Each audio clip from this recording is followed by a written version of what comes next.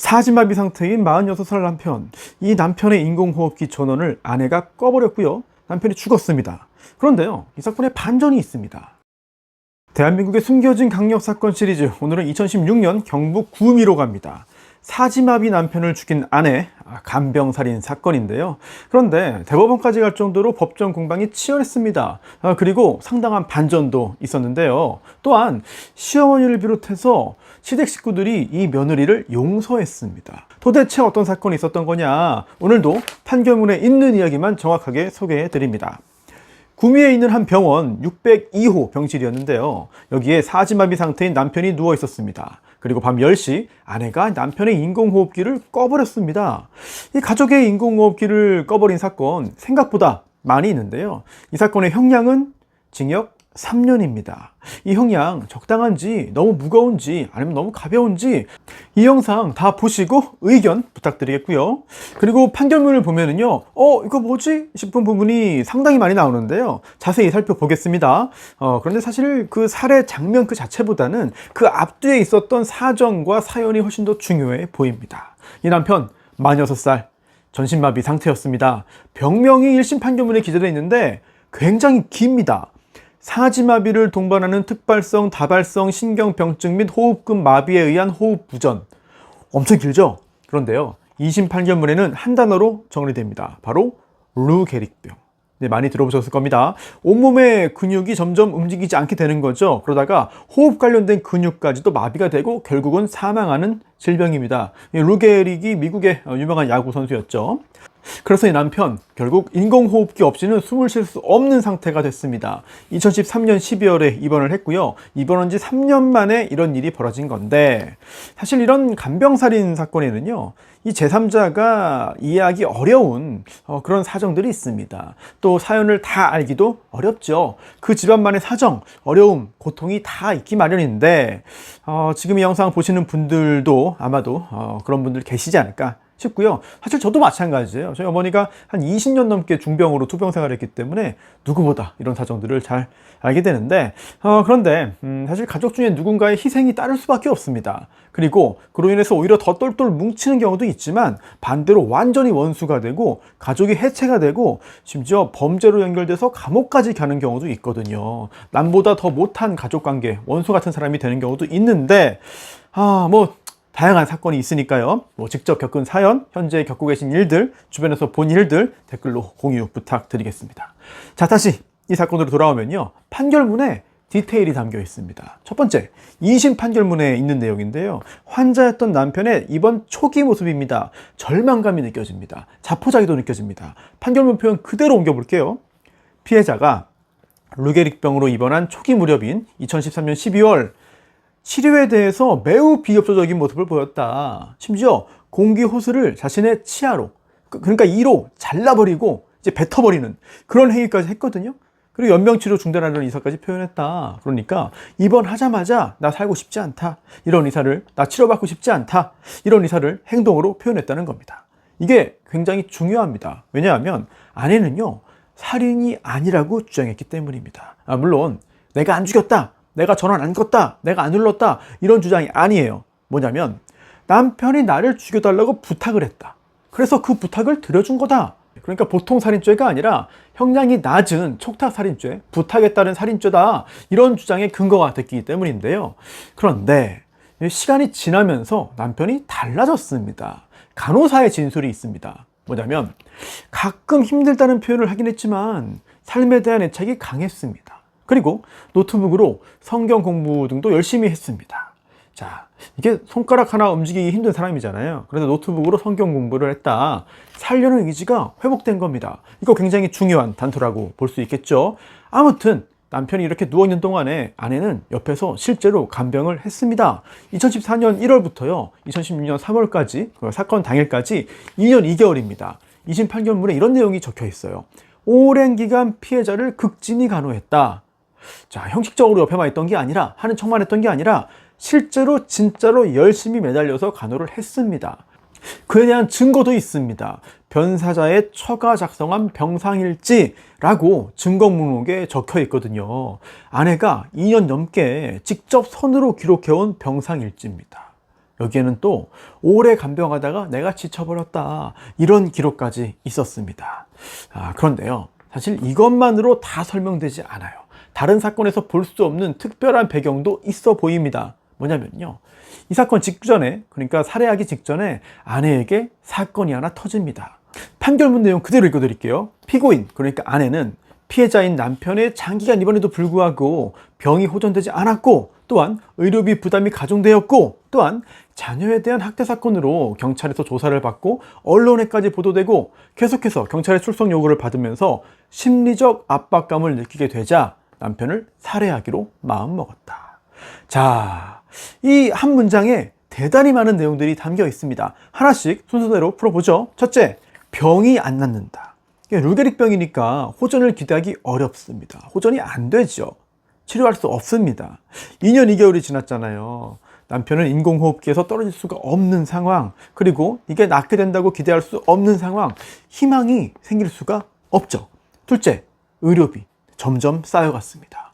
인공호흡기 사용하고 그냥 누워있는 상태에서 병원에 있으면 의료비 굉장히 많이 나오죠. 네, 다들 아실 겁니다. 이게 가중되었다라고 표현되어 있습니다. 감당할 수 없는 상황으로 가고 있던 것이죠. 셋째, 이런 와중에 학대 사건이 드러납니다. 이게 가벼운 일이 아니었거든요. 언론이 취재를 했습니다. 넷째, 경찰 조사를 받게 됩니다. 경찰에서 계속 오라고 출석 요구를 했던 거거든요. 경찰이 부르는 상황이었다. 심리적인 압박이 커질 수밖에 없죠. 그리고 다섯째, 이게 언론의 보도까지 됩니다. 이런 5가지가 한꺼번에 몰려오니까 아내가 심리적인 압박을 느낄 수밖에 없었습니다. 그리고 그러한 끝에 살해까지 하게 되었다. 이게 판결문에 나온 범행의 동기였습니다. 자, 이제 사건 당일로 가보죠. 2016년 3월인데요. 아내가 그날 한 일을요, 시간 순서에 따라 가지고 따라가 보겠습니다. 사실 그 살인 행위 자체보다 그 앞뒤에 있었던 일이 더 중요합니다. 자세하게 보겠는데요. 아내는요, 먼저 유서를 씁니다. 그 다음 다량의 약을 복용합니다. 수면유도제, 그리고 혈압약이었는데요. 자기가 먼저 죽으려고 했습니다. 이건 사실이에요. 그리고 남편 침대 옆으로 갑니다. 약을 먹은 상태로. 여기에서 아내의 일관된 진술이 있습니다. 1심 재판, 2심 재판, 그리고 수사 과정에서 일관되게 한 진술인데요. 이렇게 말했다는 거예요. 남편에게. 나 사실 약 먹었어. 나 먼저 갈게. 자, 그러자 남편이 뭐라고 했냐. 이거 역시 사실 아내의 주장인데요. 남편이 눈물을 흘리면서 인공호흡기 버튼을 꺼달라고 했다. 그래서 나는 남편의 부탁을 들어준 것 뿐이다. 자, 그러니까 보통 살인이 아니고 촉탁살인이다. 형량 낮춰달라. 이런 주장인데요. 그리고 밤 10시 아내는 인공호흡기의 전원을 끕니다. 호흡 근육이 마비된 상태인 남편, 당연히 호흡부정지로 사망하고 말았습니다. 자, 이 사건의 중요한 쟁점, 우선 죄명입니다. 어떤 죄가 적용되느냐? 아니, 사람 죽였는데 뭐 달라? 네, 다릅니다. 죄의 수준이 달라요. 형량도 달라요. 첫 번째, 보통 살인입니다. 두 번째, 촉탁살인, 그리고 자살방조죄도 있습니다. 먼저 형량 차이를 보죠. 보통 살인은요, 사형 무기 또는 5년 이상의 징역입니다. 굉장히 무겁게 처벌하고요. 반면 촉탁살인, 부탁을 받아서 들어줬다, 이런 경우에는 1년 이상 10년 이하의 징역이니까 굉장히 낮죠. 상대적으로 물론 중형에 처할 수 있습니다만, 그러니까 똑같이 사람을 죽였지만 촉탁, 부탁이 있었냐에 따라 가지고 형량이 크게 달라집니다. 자, 아내와 변호인 이렇게 주장한 거예요. 1심에서 촉탁살인이다. 그리고 2심에서는요, 하나를 더 추가합니다. 바로 자살 방조까지 추가합니다. 이거 동반 자살하려고 했다가 나만 의도치 않게 살아남은 거니까 이거는 살인이 아닙니다. 그냥 자살 방조입니다. 라고 주장을 했는데, 그러면 법원은 어떻게 봤을까? 하나씩 보겠습니다. 먼저 자살방조죄 인정 안 됐습니다. 자살방조죄라는 거는 스스로 목숨을 끊으려는 사람의 어떤 그런 행위를 도와주는 거잖아요. 그런데 그 핵심은요, 본인이 자기 손으로 해야 한다는 겁니다. 그래야 그걸 도와준 사람에게 방조죄가 성립할 수 있는 거죠. 하지만 남편 사지마비입니다. 인공호흡기 버튼 누른 거 자기가 한 거 아닙니다. 이걸 누른 거 아내입니다. 그래서 법원은요, 피해자가 자살행위를 한 것이 아니라 피고인이 피해자를 살해한 것이기 때문에 자살방조에 해당할 여지는 없다라고 보았습니다. 근데 타당한 그런 법적인 판단이겠죠. 이어서 본격적인 법적인 쟁점이 나오는데요. 바로 촉탁살인 해당 여부입니다. 촉탁살인에서의 촉탁, 그러니까 부탁이나 요청이 인정되려면요, 엄격한 요건이 요구됩니다. 판결문에 이렇게 나와 있어요. 자유로운 의사에 기한 명시적이고 진지한 것임을 요한다. 즉, 죽음이 무엇인지 이해할 수 있는 능력, 또 자유로이 의사를 결정할 수 있는 능력, 이게 다 있어야 되고요. 그리고 또 진지하게 자신을 살해해 줄 것을 요구하는 의사표시를 명시적으로 해야 한다는 겁니다. 즉 일시적인 어떤 그 격정 또는 뭐 일시적인 기분 이런 것 때문에 이루어진 것은 여기에 해당하지 않는다고 봐요. 진지해야 된다는 거죠. 자, 이러한 기준에 따라서 하나씩 보면은요. 첫째, 입원 초기에 호스를 1호 끊고 연명치료를 거부했다. 이거 인정됐어요. 이건 맞아요. 하지만 그 시점이 중요하죠. 이거 2년 반 전입니다. 2013년 12월에 있었던 일이거든요. 그렇다면은 2년 반 전에 그 일을 가지고 이걸 인정할 수 없다.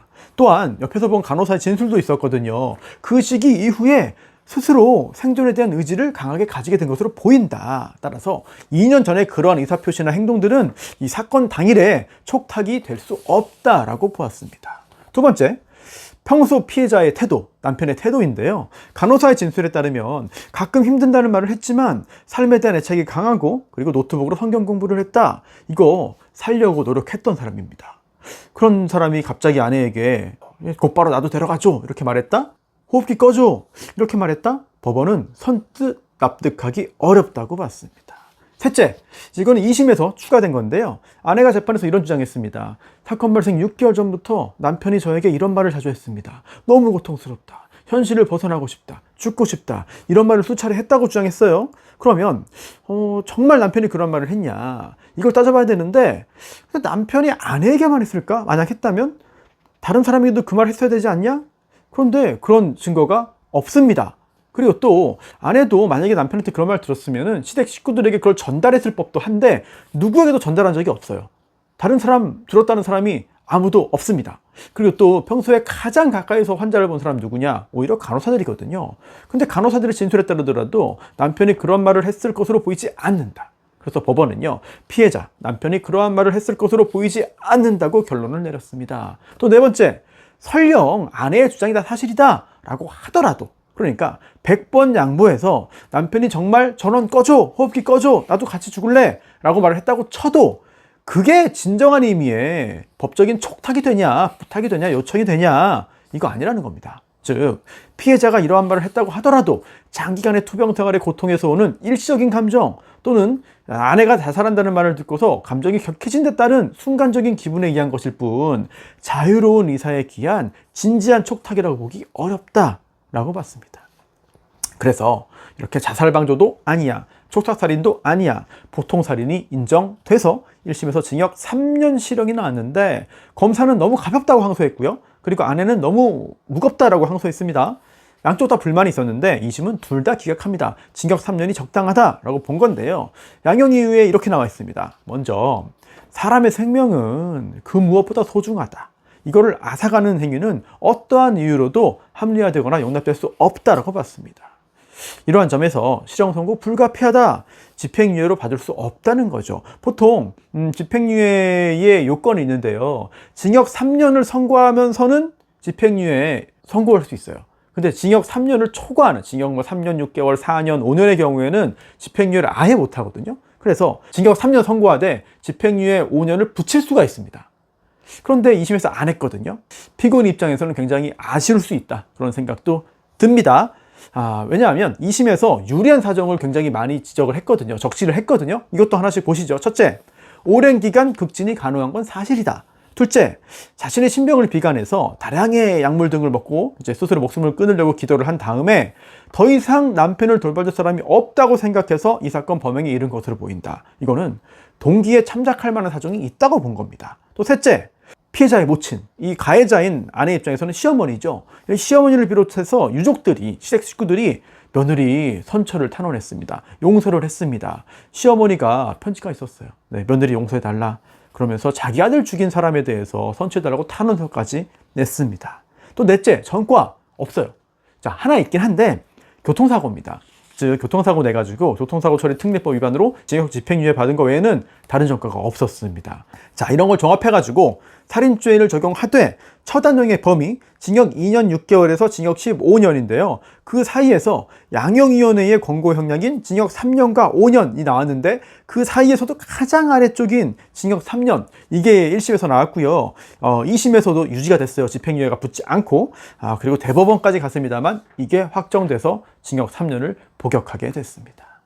자, 마음을 굉장히 무겁게 하는 사건인데요. 아내가 진지하게 정성을 다해서 2년 넘게 간병한 거 사실입니다. 스트레스 많이 받은 거 사실입니다. 고생한 거 사실입니다. 그리고 사건 당일 먼저 죽으려고 한 것도 사실이고요. 약물을 먹고 유서를 썼다. 정말 다 사실입니다. 정말 죽으려고 한 겁니다. 하지만 결과적으로 아내는 살아남았고요. 남편은 죽었죠. 이걸 법원은 보통 살인, 평범한 살인이라고 결론 내렸습니다. 그런데 이게 형사 판결문에 담기지 않은 사연도 굉장히 많을 거예요. 여기에 담기지 않은 일도 분명히 있을 겁니다. 그리고 제3자가 알기 어렵죠. 사실 그 어떤 사건보다 마음이 무거워지는 사건이었는데요. 판결문에 있는 내용 기초해서 소개해드렸고요.